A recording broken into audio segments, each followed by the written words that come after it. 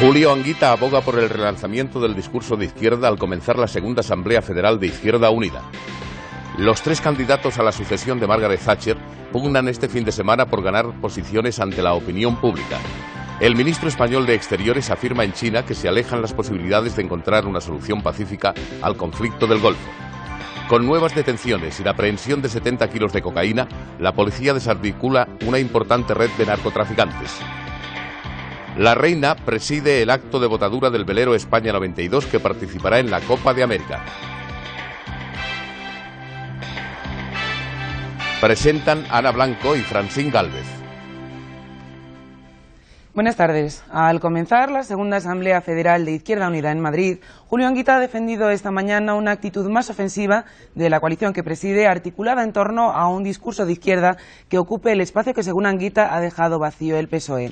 Anguita ha pedido a los partidos que integran la coalición, el PCE, el PASOK, Izquierda Republicana e Independientes, que desarrollen una cultura de gobierno que consiste en hacer propuestas políticas concretas y responsables. Desde el Palacio de Exposiciones y Congresos nos informa Alicia García Montano. Hola, buenas tardes. Los cuatro grupos que integran la coalición Izquierda Unida quieren que de esta segunda Asamblea Federal salgan propuestas realistas para asumir desde la izquierda la transformación de la sociedad y a la vez asumir también el discurso que en su opinión han abandonado los socialistas. La sesión de la mañana ha estado centrada en la intervención de Julio Anguita, quien ha criticado la política llevada a cabo por el gobierno, que ha calificado de liberal, y también ha criticado la desmovilización que en consecuencia de esta política económica del gobierno ha conllevado la sociedad.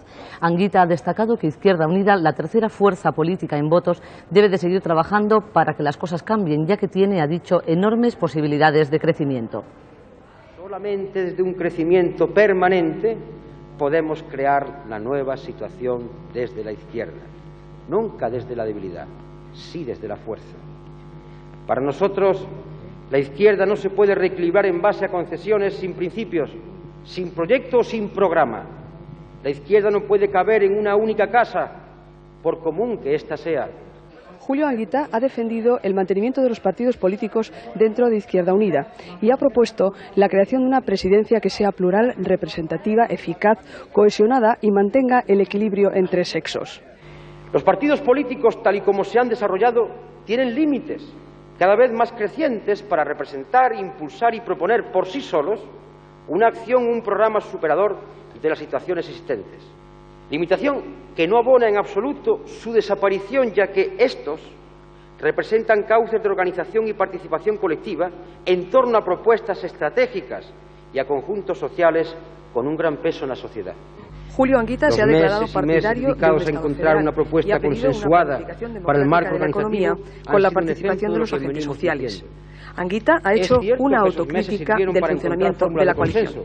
Pero no cabe duda de que ante la opinión pública hemos aparecido con un discurso interiorizado, falto de coherencia y de cohesión. Enfrancados en esa tensión y en esa discusión, no hemos sacado los frutos consecuentes con nuestro triunfo electoral en las elecciones generales de 1989, de la misma manera que no supimos ver el alcance del moderado avance en las europeas.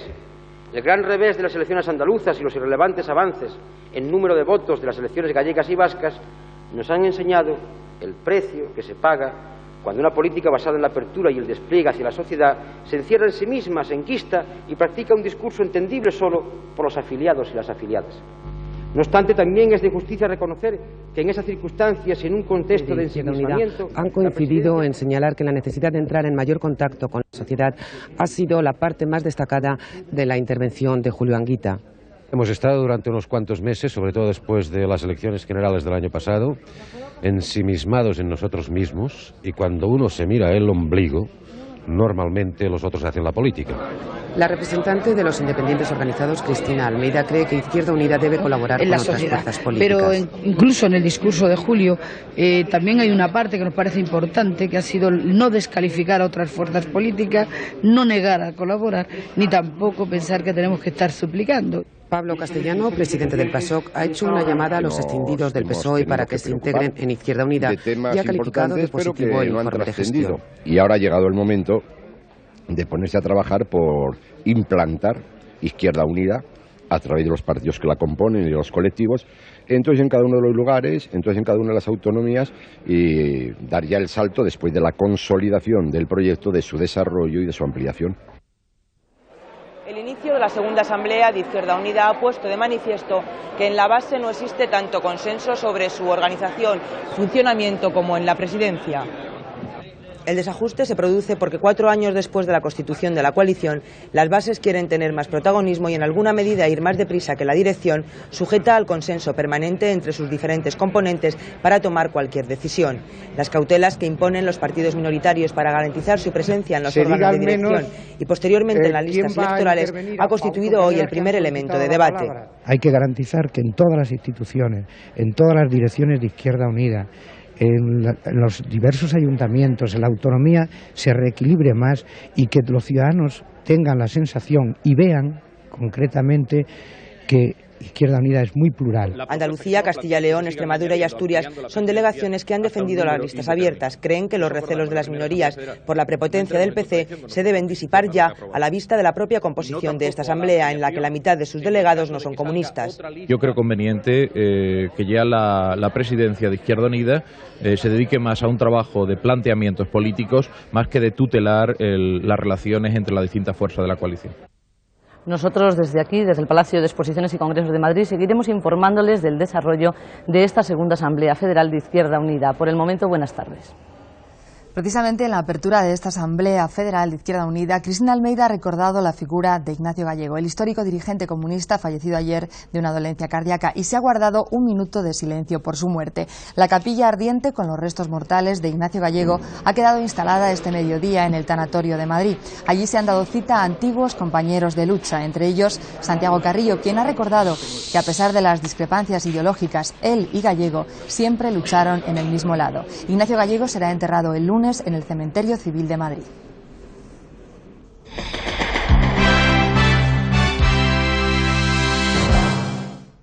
La premier británica Margaret Thatcher prepara ya el traslado de sus objetos personales desde Downing Street, su residencia oficial durante 11 años, a su nuevo domicilio particular en el sur de Londres.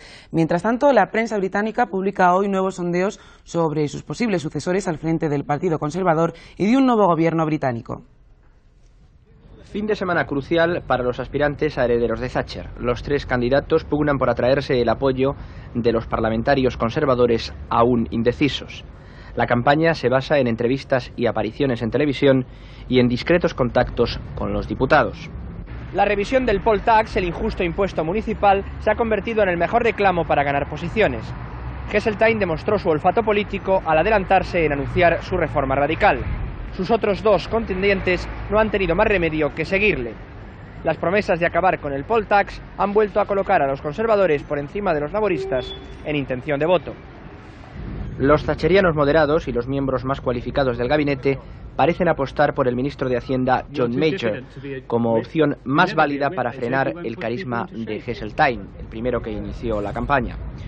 Heard parece perder posibilidades, pero puede aprovecharse al final de su condición de hombre de compromiso.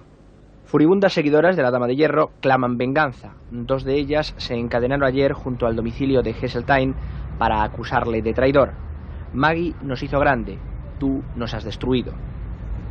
La todavía primera ministra pasa su último fin de semana en su residencia de Chequers. Ayer no salió de Downing Street, estuvo preparando la mudanza a su casa particular. El ministro español de Exteriores, Francisco Fernández Ordóñez, ha manifestado hoy que España sigue siendo partidaria de una solución pacífica a la crisis del Golfo, pero con el paso del tiempo parece que se agotan las posibilidades de alcanzarla. Fernández Ordóñez ha hecho estas afirmaciones en Pekín, donde hoy ha sido recibido por el presidente chino y por el primer ministro del país en el Gran Palacio del Pueblo. La última jornada de Ordóñez en Pekín ha sido la más política después de haber reabierto el camino a una nueva cooperación económica que fue parcialmente interrumpida por las sanciones comunitarias tras los trágicos sucesos de la primavera china. El ministro ha sido recibido al máximo nivel en el Gran Palacio del Pueblo. El presidente de la República, el octogenario general Yang San-kun, hombre fuerte del régimen político y de la cúpula militar china, ha comentado a Ordóñez el proceso de la reforma, mucho más audaz en lo económico que en lo político, que quieren presentar a Occidente. El propósito de estos cambios es construir una China con las puertas abiertas, es, y sobre todo, reformar, tanto económica como políticamente, a partir de la propia realidad. En Chonanjai, una auténtica ciudad prohibida donde vive la clase dirigente, Ordóñez ha visitado al primer ministro Li Pen, autor de la ley marcial que desembocó en los sucesos de Tiananmen, una palabra que no se ha pronunciado en estas conversaciones. Sin embargo, el hombre que ganó entonces la batalla de la vieja guardia a los reformistas intenta convencer a Europa de que habrá modificaciones legales para programar el desarrollo democrático en China y garantizar el respeto a los derechos humanos. Paralelamente a esta visita, a 4.000 kilómetros de Pekín, la diplomacia chino-soviética intentaba agotar las últimas posibilidades de una solución pacífica a la crisis del Golfo. Tras informarse del encuentro Chianche-Bernache, Ordóñez no es muy optimista. Yo sigo considerando que la solución más racional es la solución pacífica, que en segundo lugar sigo considerando que cualquier solución, y por supuesto la solución pacífica incluida, significa el cumplimiento absoluto de las resoluciones de las Naciones Unidas. Y en tercer lugar, pienso que desgraciadamente el tiempo para una solución pacífica se va reduciendo. Mientras tanto, en la zona del Golfo, los observadores estiman que el bloqueo a Irak decretado por la ONU no está dando los frutos deseados. Así lo estima un informe estadounidense que habla del fracaso de este bloqueo. Un fracaso que, de confirmarse, podría inclinar a un buen número de países a votar próximamente en Naciones Unidas una resolución a favor de la utilización de la fuerza contra Irak. El embargo económico contra Irak ha fracasado, al menos en parte. Esa es la conclusión a la que han llegado los expertos norteamericanos, que indican que aún serán necesarios varios meses, quizá incluso un año, para que se hagan sentir sus efectos. Todo eso a pesar del bloqueo que se mantiene contra Irak por aire, tierra y mar. Estamos a bordo de la fragata italiana Libesio, que es una de las 4 que Italia tiene destacadas aquí. Esta nave, junto a unidades navales de otros 5 países europeos, se encarga de la aplicación del bloqueo naval a Irak, patrullando las aguas del Golfo. 18 millones de iraquíes dependen en el 95% de sus recursos de lo que les venga del exterior. Para controlar la principal vía de suministro, la marítima, la fuerza multinacional tiene desplegado un importante contingente de buques en el Mar Rojo, frente al puerto jordano de Aqaba, y otros 40 buques en el Golfo Pérsico. El bloqueo tiene una eficacia global. Desde que empezó no ha pasado un solo barco para Irak. Pero si la eficacia del bloqueo naval es alta, no ocurre lo mismo con la terrestre. Compañías piratas que funcionan sobre todo desde el Líbano y Chipre burlan con éxito el bloqueo, introduciendo alimentos y material por vía terrestre. Los satélites espía norteamericanos y los servicios de inteligencia confirman que por las fronteras de Jordania e Irán se mueven convoyes de suministros. Incluso en fronteras como la turca y la siria se registran, según informes norteamericanos, movimientos de vehículos con azúcar, harina y otros productos.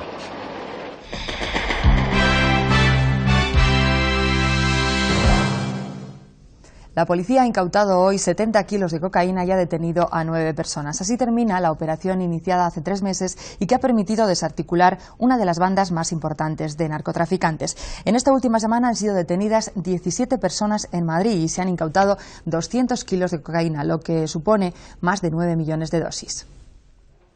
Esta es la droga incautada esta madrugada por funcionarios del Servicio Central de Estupefacientes.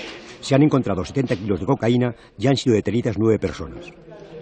La operación, que ha permitido desarticular una de las bandas de narcotraficantes más importantes de España, comenzó hace unos 3 meses con la detención de un distribuidor de cocaína de origen colombiano. En total, han sido detenidas 17 personas e incautados unos 200 kilos de cocaína que, puestos en el mercado, supondrían 9 millones de dosis. Asimismo, se han encontrado más de 150 millones de pesetas en metálico. Gracias a la detención del distribuidor colombiano, se pudo llegar hasta la cúpula de la banda, al ser detenido el jefe de organización, Francisco Javier Mora, y la encargada de finanzas, Flor Aide Lancheros. La droga fue encontrada en 2 viviendas alquiladas en Las Rozas y en Villanueva del Pardillo, en las cercanías de Madrid. Los detenidos, de nacionalidad colombiana, a excepción de Mohamed El Samani, marroquí con documentación española, han sido puestos a disposición judicial.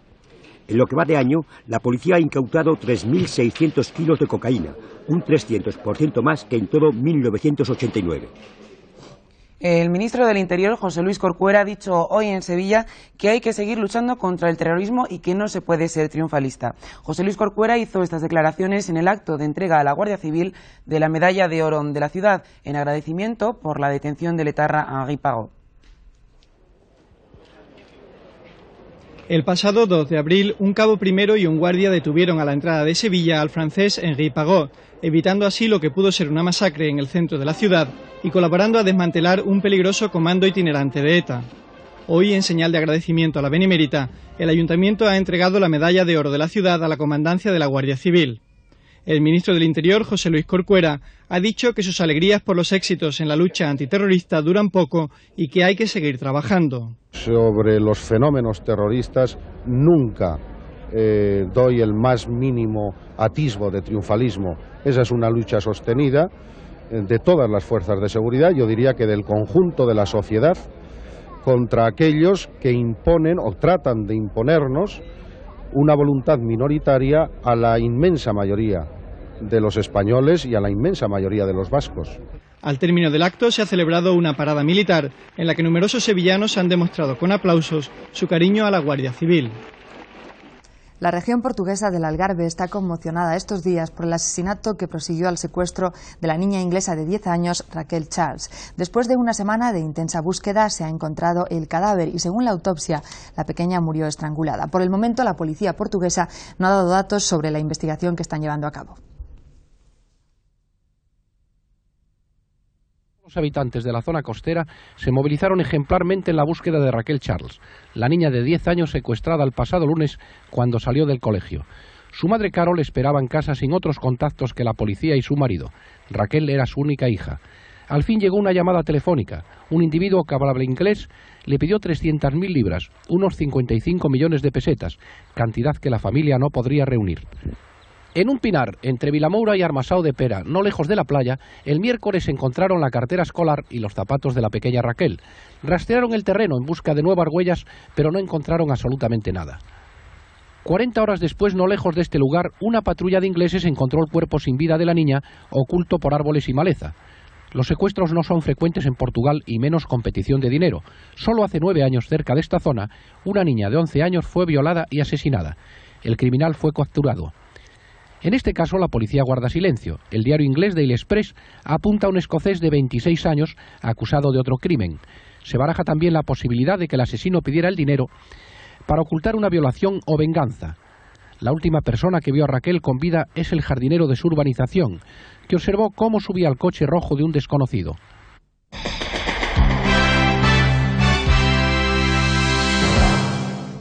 El oceanógrafo y científico francés Jacques Cousteau y el profesor español Federico Mayor Zaragoza, director general de la UNESCO, han recibido esta mañana doctorados honoris causa de la Universidad de Valencia. El acto, celebrado en el Palau de la Música de la ciudad del Túria, estuvo presidido por el presidente de la Comunidad Valenciana, Joan Lerma, y asistieron las primeras autoridades académicas, así como las universitarias.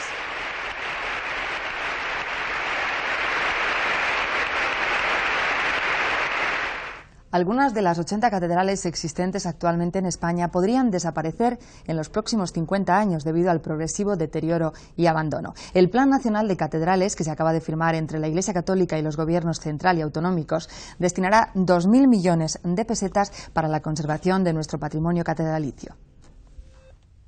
Esta es la Catedral de Cádiz, pero no se puede visitar. Se ha cerrado, como la de Tarazona, por el mal estado en que se encuentra.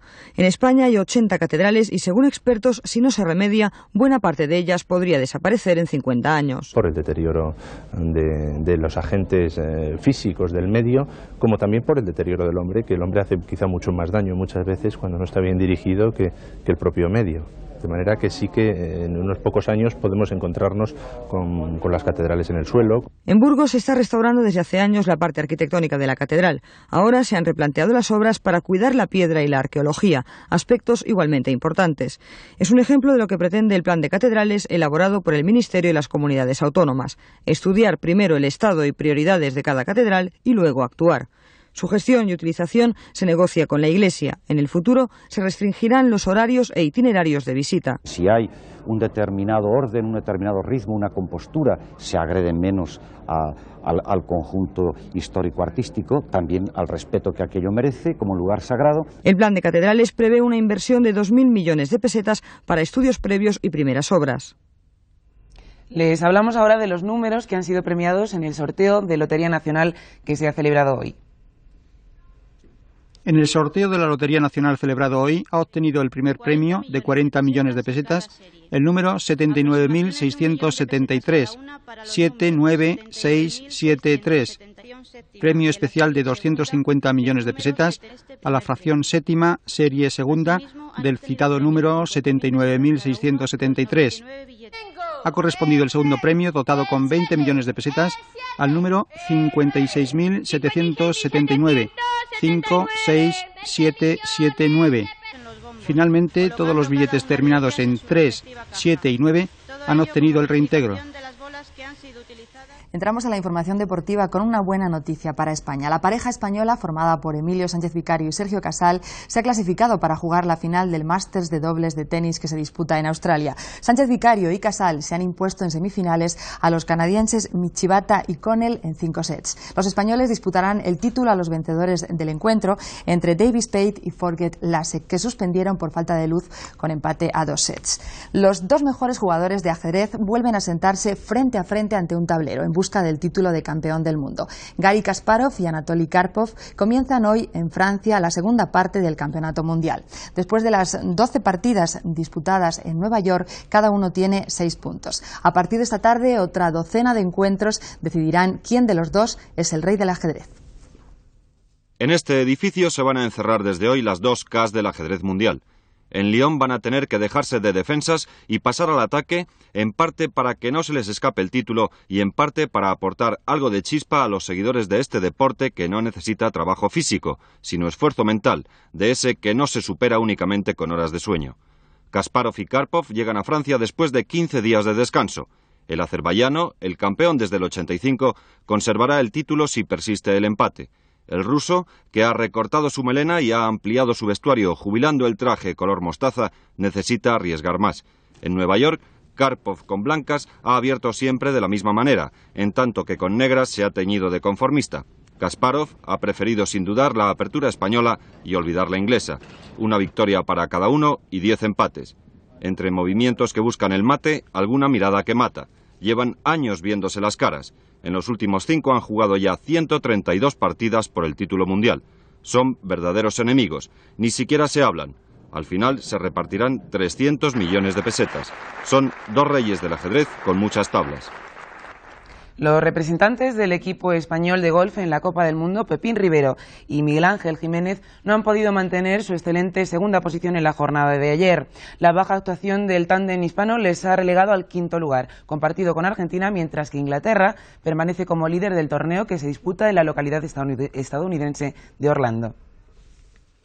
Una tercera jornada poco afortunada ha dejado al equipo español alejado de los primeros puestos de la Copa del Mundo de Golf que se disputa en Orlando, Estados Unidos. Miguel Ángel Jiménez y José Rivero no han tenido una buena actuación, irregulares en su juego, no tuvieron la consistencia de las 2 primeras jornadas de esta Copa del Mundo que se disputa en el Club Grand Cypress en Orlando, Florida. La clasificación está encabezada por Inglaterra con 18 bajo par. A un golpe se encuentra la selección de Alemania, a 4 Gales y España a 8 golpes. En el torneo individual, primer puesto para el danés Anders Sorensen con 12 bajo par. A un golpe se encuentra el norteamericano Payne Stewart. José Rivero a 4 golpes.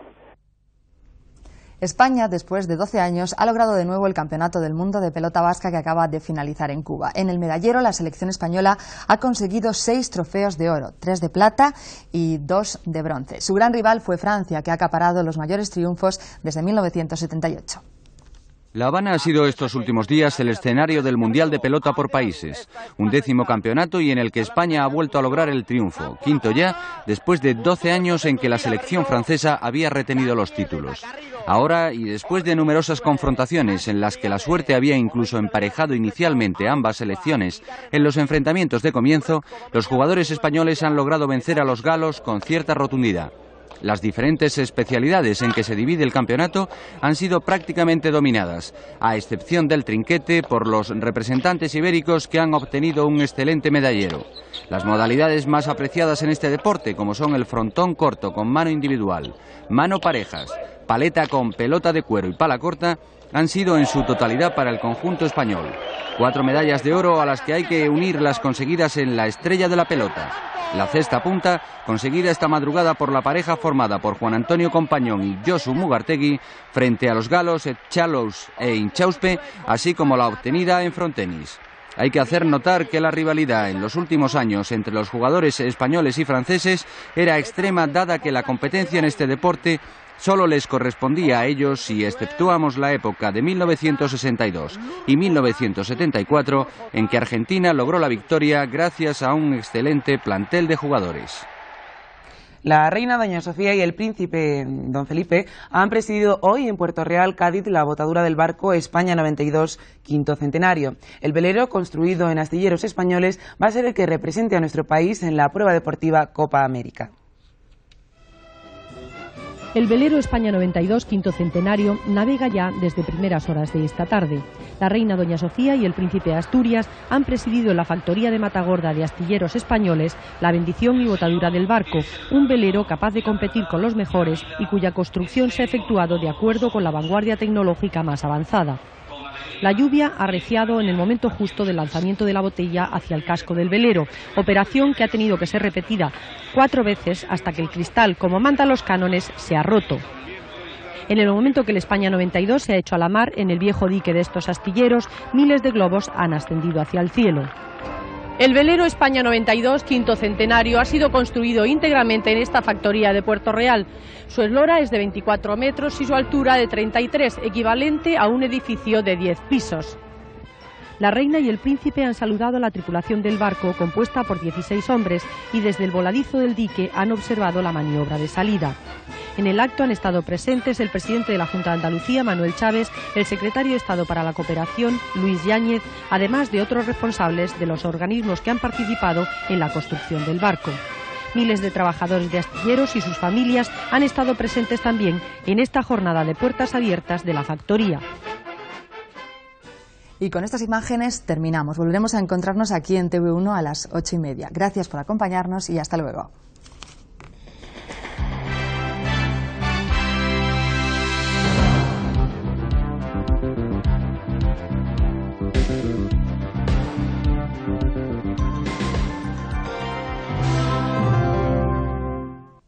Repsol les ofrece...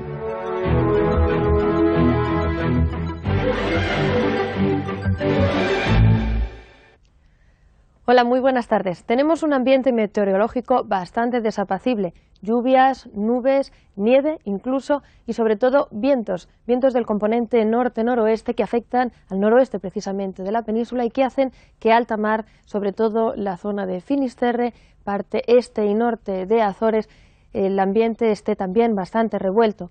Como vemos, la nubosidad era abundante ya a primeras horas, sobre todo en la mitad sur, pero debido a esos vientos que nos están afectando, la nubosidad durante todo el día ha sido variable. Las distintas bandas nubosas se suceden, como esta, que ahora va penetrando por el noroeste de la península. Se han dado precipitaciones, en general poco importantes, y que han estado repartidas de forma irregular y más abundantemente en la mitad norte. Durante las próximas horas van a seguir esas precipitaciones que pueden tener forma de nieve en los Pirineos y sobre todo en el sistema central.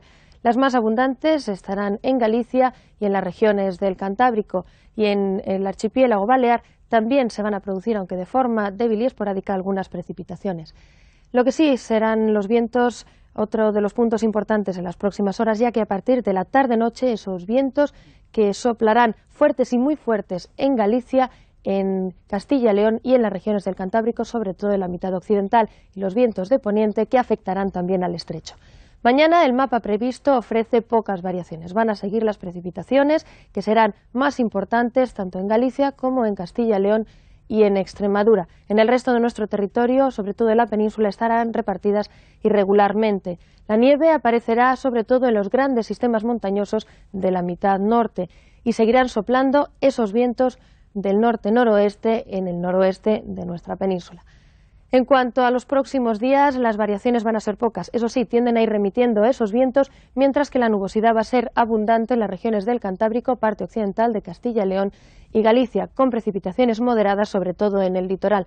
Las lluvias llegarán al resto de nuestras regiones, aunque de forma más esporádica y repartidas irregularmente. De nuevo aparecerá el meteoro de la nieve en los grandes sistemas montañosos, no solo del norte, sino también del sur e incluso en las zonas montañosas de Baleares. Los termómetros tienden a ir descendiendo. En cuanto a los vientos, seguirán soplando fuertes a muy fuertes de poniente en el estrecho. Al día siguiente van a seguir las lluvias repartidas por todo nuestro territorio irregularmente, aunque serán más abundantes en la mitad norte y moderadas a lo largo de las regiones cantábricas. De nuevo aparecerá el meteoro de la nieve, pero no solamente en la mitad norte, sino también en Canarias. En el Teide aparecerán los primeros copos de nieve. Como vemos, nubosidad abundante tanto en la península como en Baleares, con tormentas en este último archipiélago. Y esas temperaturas que prosiguen un descenso. En resumidas cuentas, que aunque las fechas hablan del otoño, el ambiente nos aproxima bastante más al invierno. Nada más, que tengan una feliz jornada.